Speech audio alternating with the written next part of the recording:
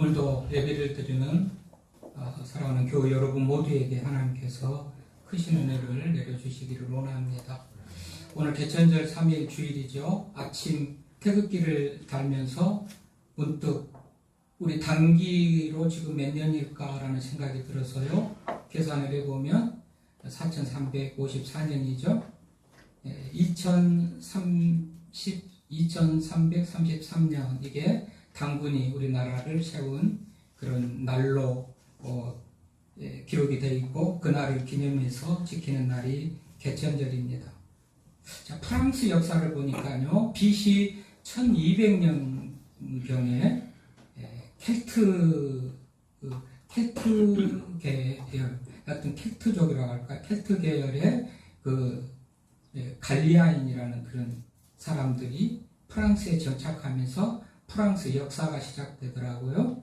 미국의 역사는 1607년에 영국의 이민 정책에 의해서 이제 1733년에 가면 대서양 지역에 13개 어떤 마을, 어떤 도시가 만들어지면서 미국의 역사의 시작을 그렇게 기록을 하고 있습니다. 그러니까 주전 1200년 전 프랑스 역사를 보면 주전 1200년 전 그리고 주후로 1600년 이렇게 따지고 보면 약 2800년이나 먼저 프랑스의 역사가 시작되고 이제 미국의 역사는 그 후에 시작되는 거 아니겠어요? 그런데 19세기에 들어서 프랑스 사람들이, 프랑스 강요나 지도자들이 이런 의문이 듭니다. 어째서 긴 역사를 가진 우리나라가 저 신생국 미국보다도 더 못하냐? 미국은 짧은 역사를 가지면서도 저렇게 세계를 이끌어가는 부강한 나라가 되고 힘을 가진 나라가 됐는데 우리나라는 왜 이 모양이냐 하고서 굉장히 의문이 생깁니다. 궁금증이 생긴 거예요. 그래서 알렉시스 T 토코필, 알렉시스 T 토코필이라는 사람을 미국에 보냅니다. 그래서 미국을 좀 차치 연구를 제가 해봐라. 어찌 그렇게 짧은 역사를 가진 미국이 2800년이나 더 앞선 우리 프랑스보다도 더 영향력 있는 나라가 되는지 네가 가서 좀 조사를 해봐라. 그래서요, 이 알렉시스 T 토코필이 연구소도 가봅니다. 공장에도 가봅니다. 또는 뭐 어디 정말 사업체도 가보고 별 군데를 다 가봅니다. 학교도 가고 들에도 가봅니다. 들에. 하여튼 미국은 사막이 많고요. 우리가 캘리포니아 뭐 농수산물 과일을 많이 먹습니다만은 그 땅조차도 비옥한 땅이 아니고 400km, 500km 떨어진 먼 강에서 수로를 내가지고 물을 끌어다가 농사하는 그 땅. 이제 거기에 비하면 프랑스는 참 비옥하고 비도 자주 오고 비옥한 땅이라고 그래요. 근데 어느 것 하나 전혀 맞으면 미국이 나아 보이는 것이 없는데도 왜 이렇게 짧은 역사 가운데서 신흥 맞으면 국가가 세계를 좌우지하는가 이제 이런 의문을 갖게 했던 것이란 말이죠. 그래서 이 알렉시스 T 토코필이 가볼 때 다 가보고 이건 뭐지? 그런 거예요. 마지막에 교회를 한번 가봅니다. 교회 갔더니 찬송이 있고 하나님의 말씀으로 사람들이 그냥 힘을 얻고 소망을 얻고 하나님의 말씀에 아멘하고 뭐 이런 것을 보는 거예요.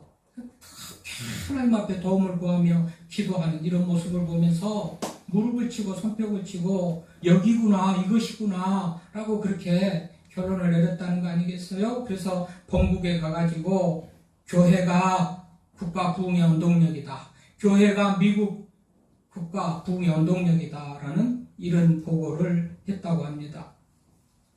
이제 오늘부터는 교회 회복과 부흥을 주제로 말씀을 드리려고 하는데요. 이제 우리 교회와 더불어 또 교회가 이제 나중에 또 이야기하겠습니다만은 무슨 이렇게 모임 교회도 있고 개인의 교회도 우리 한 사람 한 사람이 교회이기도 하고 또 모여지는 교회도 교회이기도 하고 그래요. 어쨌든지 이 교회를 주제로 또 설교를 할 때 교회도 우리 개인도 회복되고 부흥되는 그런 은혜가 있기를 바라면서 기대를 하고 있습니다. 여러분 회복이나 부흥을 말할 때 늘 원래 상태로 돌아가는 거 그렇게 했죠? 회복도 다 회복이라는 말 자체가 원래대로 돌아가는 거, 부흥이라는 말 자체도 원래로 돌아가는 거. 그러니까 교회 회복이나 부흥을 말하려면 원래 교회는 어떤 모습이어야 될까? 원래 교회는 어떤 모습이었을까? 하나님께서 원하시는 그 교회 원래 그 교회의 기능, 교회의 사명, 그 교회의 어떤 본질이 무엇인가 이것을 알아야 되겠죠. 그 교회로의 회복과 부흥이 목적이니까 말이죠. 그래서 오늘 본문을 통해서 그 교회의 어떤 모형을, 원형을 하나님께서 원하시는 그 교회의 모습을 발견할 수가 있어요. 오늘 본문이 뭐예요? 어디서 많이 들어보지 않았나요, 여러분? 이 말씀? 예배를 마칠 때 대부분 교회에서 목사님들이 축복 기도하는 축복 기도의 내용 아니겠어요? 다시 한번 읽어봅니다. 주 예수 그리스도의 은혜와 하나님의 사랑과 성령의 교통하심이 너희 무리와 함께 있을지어다. 그렇습니다. 축도입니다. 축도. 사도 바울이 고린도 교회를 향해서 축복하는 것이죠. 뭐죠? 이렇게 되기를 바라면서, 이런 교회가 진짜 교회니까 이렇게 되기를 바라면서 이렇게 되기를 축복하는 그런 기도 아니겠어요? 이 교회는 그야말로 이런 교회, 바울이 지금 축복하는 이런 교회는 교회의 원형, 모형이라고 할 수가 있습니다. 이 본문을 발견하고 또 본문을 이렇게 말씀을 준비하면서 이미도 놓쳤던 그동안 잘 맞으면 무심코 그냥 축복 기도로만 그렇게 인식하고 했던 본문이 순간 떴고 교회를 두고 하니까는 고린도 교회를 축복하는 이 기도 속에 사도 바울이 원하는 교회, 하나님이 원하는 교회의 원형이 있겠구나 라고 생각해 보니까 딱 맞아요. 그래서 오늘 본문으로 이렇게 선정을 했는데, 오늘 이 본문 속에서 보면 먼저는 예수 그리스도의 은혜가 충만한 교회가 되기를 축복하죠. 그러니까 주 예수 그리스도의 은혜와 하나님의 사랑과 성령의 교통하심이 너희 무리와 함께 있을지어다 라는 것은 그 교회 안에 예수 그리스도의 은혜가 충만하게 있기를 바라는 그런 기도 아닙니까? 그러니까 복된 교회, 하나님께서 원하시는 그 교회는 교회 안에 그리스도의 은혜가 충만한 교회여야 된다라는 그런 결론을 내릴 수가 있단 말이죠. 은혜가 충만하다는 것은 뭘까요? 그리스도의 은혜와 충만이라는 빠졌지만은 더 은혜가 있는 교회, 그 은혜가 있어도 더 많이 있으면 좋겠죠? 그러니까 은혜가 충만한 교회는 어떤 교회일까? 그러니까 은혜가 충만하다는 말, 은혜가 있다는 말은 뭘까요? 은혜가 뭔지를요, 로마서 3장 24절에 이렇게 기록을 해놨어요. 로마서 3장 24절, 그리스도 예수 안에 있는 속량으로 말미암아 하나님의 은혜로 값없이 의롭다 하심을 얻은 자 되었느니라. 그러니까 은혜라는 것은 죄를 용서받은 속량, 값없이 의롭다함을 받은 것, 이런 것들을 은혜라고 말하고 있다는 것을 알 수가 있죠. 에베소서 1장 7절에 보니까 우리는 그리스도 안에서 그의 은혜의 풍성함을 따라 그의 피로 말미암아 속량, 곧 죄사함을 받았느니라는 말씀도 있어요. 그러니까 은혜가 뭐냐? 은혜, 속량, 죄사함을 받는 것, 그래서 의롭게 된 것이 은혜구나. 그럼 교회 안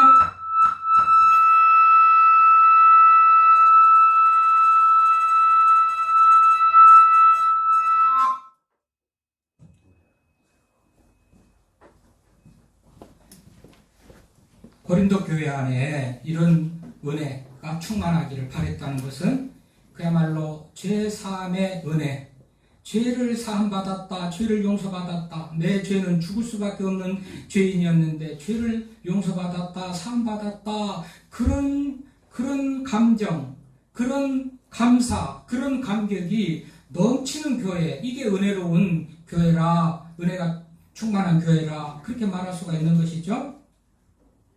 그러니까 그리스도의 은혜라는 것은 우리 죄 사함과 관계돼서 죄 사함의 은혜를 베푸신 것, 그것을 은혜라고 성경이 그렇게 말하니까 말이죠. 그래서 우리 주님께서 우리의 죄를 사하시기 위해서 십자가에서 죽으시고 그 은혜를 생각하는 사람들, 그는 참 감사 또 정말 어떤 감격이 넘치는 그런 삶이 될 수밖에 없죠.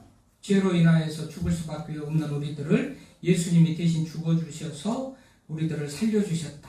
이것은 큰 감동과 감사가 되는 그런 말하자면 사건이에요. 그러니까 은혜가 충만하다는 것은 죄 사함에 대한 그 감격과 기쁨이 넘치는 그런 교회, 이런 말이 되는 것이죠.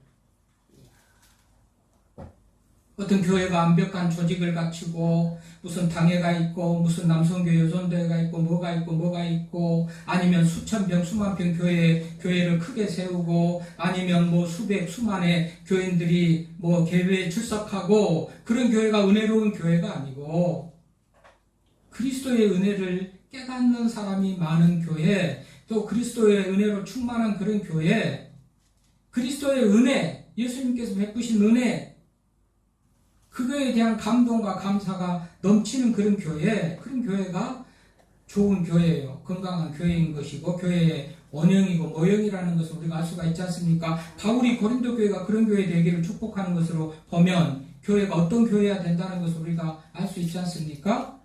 그래서 은혜가 충만한 교회, 은혜가 많은 교회, 은혜가 함께하는 교회. 여러분 바울 시대의 교회들을 한번 생각해 보면 말이죠.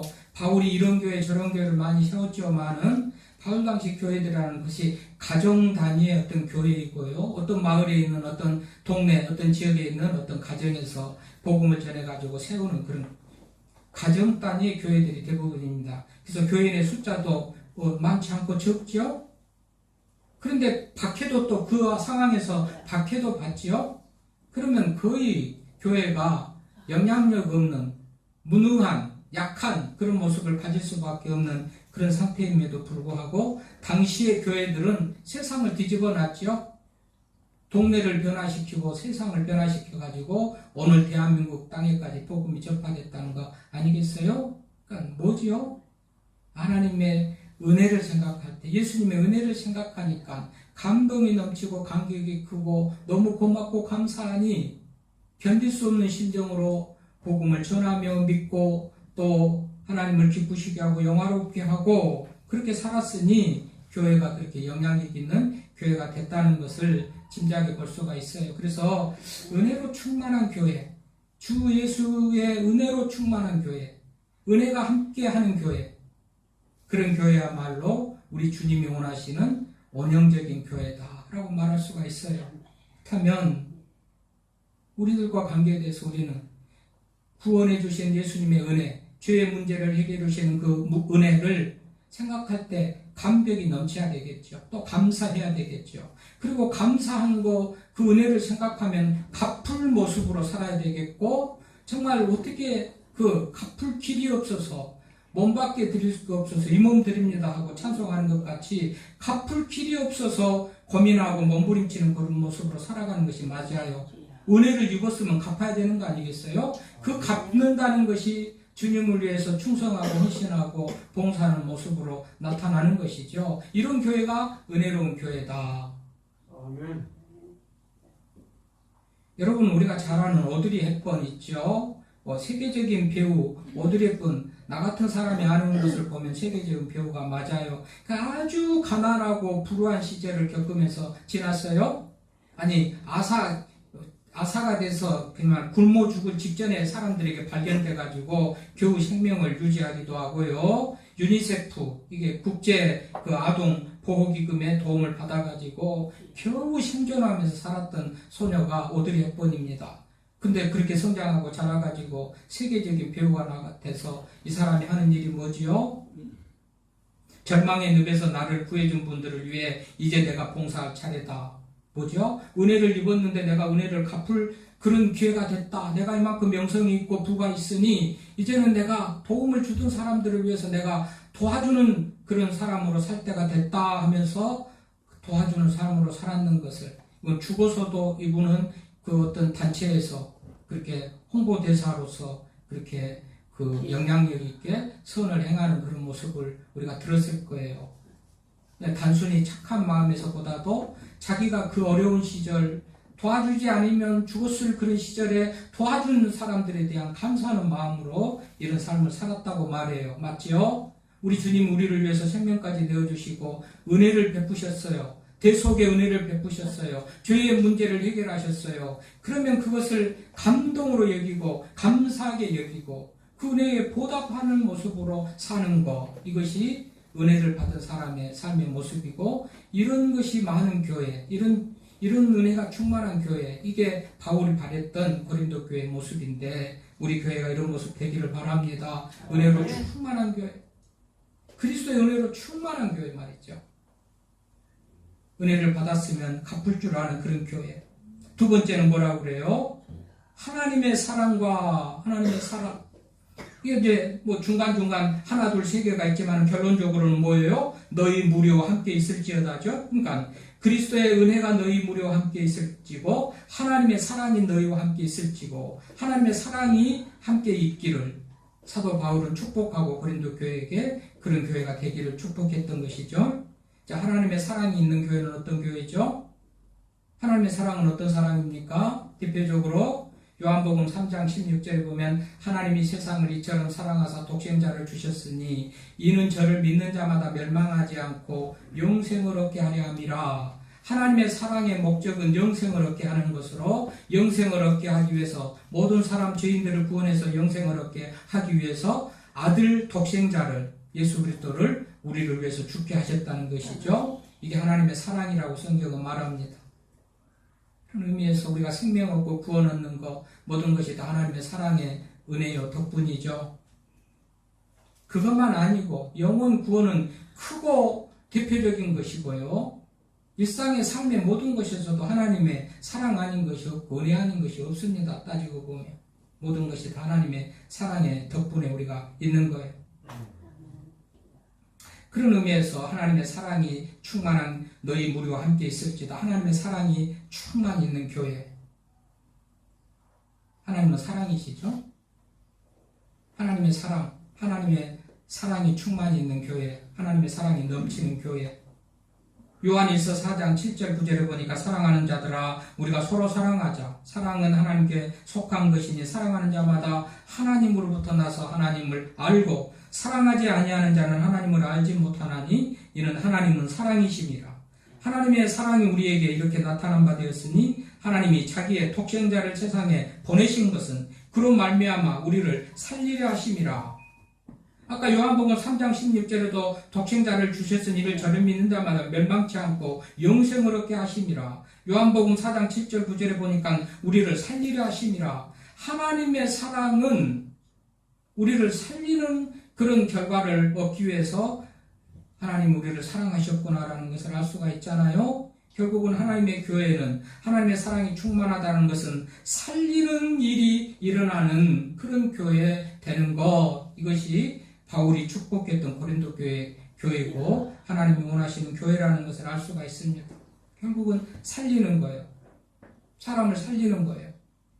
그래서 교회가 축복의 통로가 되고 은혜가 통로가 되고 교회는 이 세상에서 어떤 기관보다도 가치 있는 그런 교회예요. 사람들이 몰라가지고 교회를 핍박하고 교회를 그야말로 세상에 뭐 필요치 않은 암적 존재로 여기는 사람들이 있지만 몰라서 그래요. 얼마나 교회가 세상에 좋은 일도 많이 하고 교회에서 세상에 좋은 일 하는 것 중단해 보면 정말 이 땅에 많은 사람들이 어려운 가운데 살아갈 거예요. 어쨌든지 그것보다도 이 교회는 사람을 살리는 교회가 돼야 된다는 그런 결론이 됩니다. 하나님이 사랑했는데 사랑의 결과는 사람을 살리는 것이었잖아요. 영생이고 우리를 살리려 하심이고 하나님의 사랑이 있는 곳에는 살려나는 역사가 일어나는 교회, 그런 교회가 하나님의 뜻에 합당하고 하나님 보시기에 원하시는 그런 교회가 된다는 것을 알 수가 있잖아요. 교회는 사람을 살리는 교회가 돼야 되겠다. 어떻게 살려? 성경적으로 신학적으로 예수 안 믿는 사람들은 다 죽은 사람, 믿음을 갖지 못하는 사람들은 죽은 사람이죠.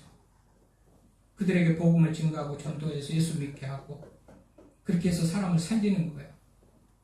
또 현실적으로도 눈물을 흘리고 낙심하고 좌절하고 삶의 방향을 정말 잃어버리고 비통함 가운데 있는 사람들도 위로하고 살리고 이런 교회가 돼야 되겠죠. 하여튼 교회는 사람을 살리는 것이 된다.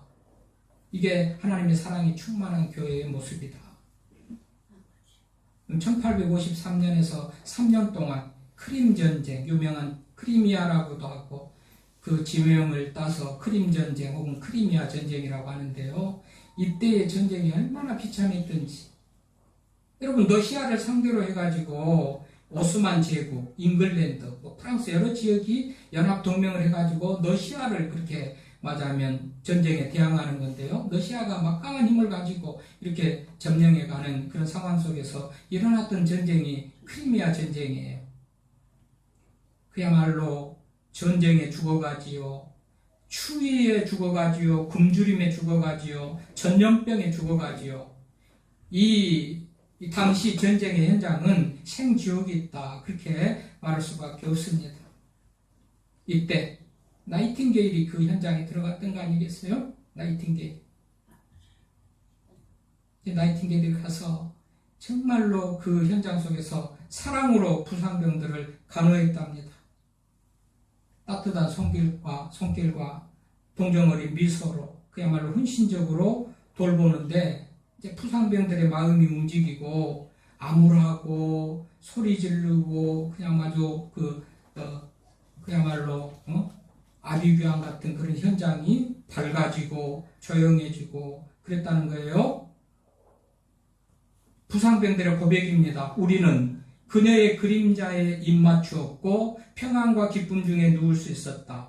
그녀가 오기 전에는 분노와 저주의 소리로 가득 찼으나 이제는 교회와 같이 거룩함으로 충만하다라고 부상병들이 고백합니다. 나이팅게일 한 사람 때문에 그들이 추위가 여전하고 굶주림이 여전하고 전염병이 여전하고 날마다 시간마다 부상병들이 속출해서 야전병원에 들어옴에도 불구하고 나이팅게일의 사랑의 손길, 그 부드러운 미소, 이것 때문에 사람들이 다 평안함을 얻었다라고 이렇게 고백을 해요. 사랑의 천사, 그래서 뭐예요? 예? 사랑의 천사, 이 백의의 천사, 결국은 적십자가 생기는 그런 어떤 그 단초가 됐죠. 네. 사랑의 사람 한 사람으로 이런 생지옥 같은 그런 현장이 천국으로 바뀌어지는 그런, 이게 사랑의 힘이죠. 사랑의 힘. 교회 안에도요, 이렇게 해서 정말 많은 사람들을 살리는 그런 사랑으로 충만한 그런 교회. 그래서 하나님의 사랑이 너희 무리와 함께 있을지어다. 하나님의 사랑이 충만한 교회가 되기를 바라고, 그 하나님의 충만한 사랑 가운데서 우리는 서로 살리고 우리도 서로 사랑하고 그렇게 사는 것이 교회의 원형이고 교회의 모습이다라고 우리가 오늘 본문을 통해서 알 수가 있을 거예요. 세 번째는 뭡니까? 성령의 교통하심이 너희 무리와 함께 있을지어다. 성령의 교통하심. 교통이 뭡니까? 교통? 왔다 갔다 하는 거예요. 한마디로 교통? 왔다 갔다 하는 거예요. 비행기를 타든 배를 타든 차를 타든 그 타고 왔다 갔다 하는 거예요. 성령은요, 본인도 삼위일체 한 분으로서 단독적인 능력도 있고 모든 본질이 같고 능력이 같고 성부, 성자 하나님이 다 같은 분이지만 성령은 특별하게도요, 어떤 그 중재자의 역할을 많이 합니다. 성경 속에서 성령은 하나님과 인간 사이, 예수님과 인간 사이에 중재자 역할을 많이 해요. 소통하고 교제하는 거예요. 하나님과 인간이 교제가 일어나고 소통이 일어나도록, 하나님과 예수님과 소통과 교제가 일어나도록 성령님께서 중간에 그런 역할을 다 해요. 하나님의 말씀이 생각나기도 하고, 하나님의 말씀이 생각나서 말씀대로 살기도 할 뿐만 아니라 힘을 얻게도 할 뿐만 아니라 회개할 뿐만 아니라 믿음을 고백하게 할 뿐만 아니라 이런 것들이 다 성령께서 하셔요. 어떻게 해요? 하나님과 사람 사이, 예수님과 사람 사이를 그렇게 서로 연결시키면서 이렇게 성령이 하시는 거예요. 성령의 교통하심, 소통과 교제가 온전히 이루어지는 그런 교회라고 말할 수가 있고, 이거는 성령님의 인도와 성령님의 뜻에 따라서 이루어지는 교제와 소통을 말한다고 할 수가 있어요. 성령의 교통하심이에요. 여러분, 그래서요, 이제 함께 코로나와 함께 가는 시대가 얼마 있으면 뭐 정부에서 또 공식적으로 하려는지 뭐 할 계획이라고 그러지만은 어차피 갈 수밖에 없는데요. 네. 이게 안 되니까 보세요. 그래서 뭐 동영상 예배가 뭐 불완전하고 뭐가 이게 안 되는 거예요. 우리가 신앙 고백에서 뭡니까? 신앙 고백 끝부분에서 나는 성령을 믿으며 성도가 서로 교통하는 것과 교통 얼마나 중요한 어떤 신앙생활의 요소예요. 이게 안 되면 안 되기 때문에 교회는 무슨 동영상이고 뭐고 책이고 뭐라 보다도 현장에서 서로 모여서 예배하고 그래서 서로 교통하는 것이 필요한데요. 어쨌든지 우리 성령의 교통하심이 있는 교회, 바울이 그렇게 그런 고린도 교회가 그런 교회 되기를 축복하잖아요. 성령의 교통이 있는 교회. 그래서 성령은 요한일서 5장 6절에 보면요. 물과 피로 임하신 이시니 성령이 곧 예수 그리스도시라. 물로만 아니요 물과 피로 임하셨고 증언하는 이는 성령이시니 성령은 진리다. 성령이 예수님을 증언한대요. 우리 스스로 미처 깨닫지 못하고 알지 못할 그 진리에 대해서 예수님에 대해서 성령이 증언한다. 또 성령이 우리가 믿어지도록 그렇게 확실하게 또 다시 한번 알려준다는 것이죠. 이게 성령의 역사고 성령의 교통하심이고 성령의 일이에요. 자, 요한계시록 2장 7절입니다. 요한계시록 2장 7절 말씀에 보면 귀 있는 자는 성령이 교회들에게 하는 말을 들을지어다. 교회에 하는 말도 성령이 하신대요. 귀 있는 자는 성령이 교회들에게 하는 말을 들을지어다. 그러니까 교인들에게 교회에도 성령이 말하신다는 거예요. 원래 말씀은 하나님이 하시고 기록된 말씀으로 선포된 말씀으로 하나님이 말씀하시지만 성령님께서 다시 교인들에게 교회에 지금 말할 때는 성령이 말한다. 그러니까 성령님이 역사하셔서 다시 생각나게 하고 깨닫게 하고 이해시키고 이해가 되게 하고 그런 역사를 성령님이 하신다. 그런 말이에요. 그래서 귀 있는 자들은 성령이 교회들에게 하시는 말씀을 들을지어다. 그렇게 말하는 거예요.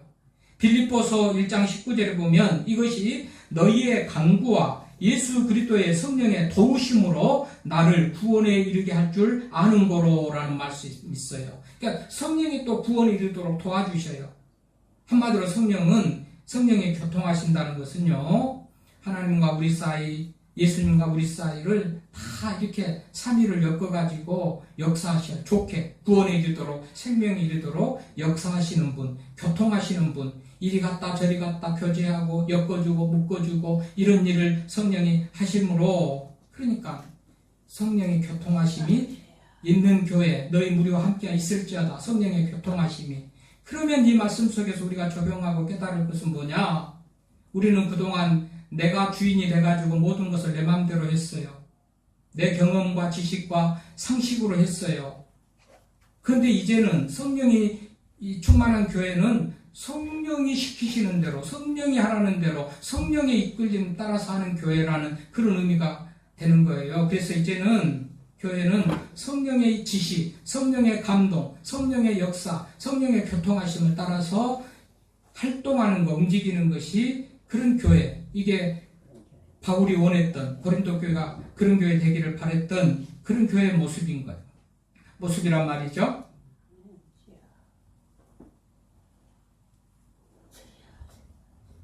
아멘입니다. 고린도전서 12장 3절입니다. 고린도전서 12장 3절에 보면 그러므로 내가 너희에게 알리노니 하나님의 영으로 말하는 자는 누구든지 예수를 저주할 자라 하지 아니하고 또 성령으로 아니하고는 누구든지 예수를 주시라 할 수 없느니라. 성령으로 주라고 고백해. 그러니까 성령이 깨닫게 하고 역사하고 감동 주시고 행동하게 하고 변하게 하고 이런 모든 역할을 성령님이 하신다고. 하나님은 기록하고 선포해서 하나님의 말씀과 뜻을 전해줬는데 이것이 우리 가운데에서 보여지게 들려지게 역사하고 변화해서 우리가 행동하게 하는 그 역할은 성령님이 하신다는 거예요. 놀라운 일입니다. 성령님. 그래서 이 성령님의 역사가 매우 필요해요. 그래서 이 성령님이 교통하시는 교회라는 이 말 앞에는 이제는 개인적이고 자기 중심적이고 이런 것보다도 성령의 지시를 따라서 하는 그런 교회라는 그런 의미를 가져요. 그럼 존 보년이라는 유명한 분을 우리가 알고 계시죠? 철로 역정을 쓴 존 보년. 이분이 한때 왕에게 잘못 보여가지고 감옥에 갔대요. 근데 감옥을 감독하는, 맞아면 감독장이, 감옥 간수장이 이 존 보년을 맞아면 좋아했던가 봐요. 존경했든지 좋아했든지. 그래서 기회만 되면 어떻게 하든지 외출도 시켜주고 가족들 만날 수 있는 그런 기회를 주려고 그렇게 했었던가 봐요. 어느 날도 뭐 아무 일도 없고 뭐 위에서 조사하고 감시하러 내려올 일도 없고 그냥 별일이 없는데 가서 가족들을 한번 만나보고 오시죠. 그래서 그럴까요? 감사합니다 하고 목사님이 존 보년이 맞아면 감옥에서 나갔대요. 얼마쯤 가다가 보니까는 이건 아닌데, 이거 내가 목사로서 이게 맞아면 감옥에 있어야 될 시간에 내가 외출을 하고 가족을 만나러 간 것이 말이나 안 된다, 말도 안 된다 그러면서 다시 되돌아왔대요. 간수장이 말하는 거예요. 아니 왜 돌아오셨냐고. 그러니까 존 보년이 말합니다. 당신의 호의는 고마우나 성령이 인도하시는 길이 아닌 것 같아서 돌아왔습니다. 그래서 감옥에 다시 갇히고 있는데 곧 머지않아 얼마 되지 않아서 몇 분 몇 시간 지나지 않아서 말이죠. 왕이 순찰을 나온 거예요. 감독 지나가다가 그 감옥을 들린 거예요. 존 보년이 여전히 감옥에 있는 것을 보고 고개를 끄덕이고 이제 갔다는 것이죠. 가고 나서 이 간수장이 정말 목사님 감사합니다. 목사님이 가다가 다시 왔기 때문에 나도 살고 목사님도 살고 만약에 그 길로 갔다가 왕이 와서 없으면 나도 죽고 목사님도 죽었을 텐데 정말로 감사합니다. 그랬다는 거예요. 뭐지요? 성령의 감동 따라서 했다는 거 아니겠어요? 내 마음대로는 나가서 외출하고 가족 만나는 것이었지만 그래서 순간 그렇게 착각하고 판단하고 갔지만 가다 보니 아니다 싶으니까 성령이 감동을 주셨겠죠. 그거는 옳지 않다, 바르지 않다 해서 되돌아왔어요. 자기도 살고 간수장도 살았다는 그런 얘기입니다. 성령의 이끌림 받아서 산다는 게 이런 거예요. 성령이 충만한 그런 어떤 교회가 된다는 것은 이런 거란 말이죠. 뭐지요? 다시 내 마음대로 내 뜻대로가 아니고 하나님이 뭐라고 하실까? 이게 기도입니다. 기도할 때 하나님 음성 듣고 성령의 음성을 들어요. 하나님 어떻게 할까요? 이게 옳습니까? 왜 그렇습니까? 질문을 하는 거예요. 여러분 제가 늘 기도할 때마다 얘기를 듣지요. 테레사 수녀 뭐라고 기도했습니까? 나는 들었지요. 하나님이 뭐라고 하던가요? 내가 뭐라고 했습니까? 하나님이 들었고 또 하나님이 뭐라고 할까? 나는 들었죠. 맞으면 무슨 말을 많이 했다는 것보다도 서로 교감하고 들었다는 것, 그런 얘기를 했다는 것 아니겠어요? 여러분 기도는 우리가 소원과 필요만 가지고 간절히 기도하는 것이 기도하지요만은요. 기도는 하나님 앞에 뜻을 묻는 거죠. 성령님께서 역사해 주셔요. 지혜도 주시고 감동도 주시고 맞으면 깨닫게도 하시고 길을 열어주시죠. 성령의 역사, 성령의 감동, 성령의 역사를 맞으면 받을 수 있는 방편, 성령의 역사에 참여할 수 있는 방편은 기도와 말씀입니다. 말씀을 읽을 때 성령님께서 성령의 감동으로 기록된 성경이니까 성경을 읽으면 성령이 감동해 읽은 자의 마음에 감동을 주셔가지고 깨닫게도 하고 알게도 하고 보게도 하고 듣게도 하고 아까도 그랬잖아요. 성령이 교회들에게 하시는 말씀을 들을지어다. 그래서 성경을 많이 읽고 듣는 중에 하나님이 시간에도 말씀하실 거예요. 성령님께서 우리 각자에게 어떤 말씀을 하실 거예요. 말씀을 들으면서 어떤 느낌이 올 거예요. 그게 성령이 주시는 그런 맞아면 말씀인 줄 알고 성경을 읽어야 되겠다, 들어야 되겠다 그렇게 말씀하고 기도를 하는 중에 성령님께서 역사하셔서 성령이 말씀하신다. 기도를 더 많이 해야 되겠구나. 기도 중에 뭔가 하나님께서 성령을 통해서 나에게 말씀하신다. 뜻을 알려준다. 바른 길을 알려준다. 이렇게 하니까 기도가 안 할 수가 없는 거고 말씀을 안 읽거나 안 들을 수가 없는 거예요.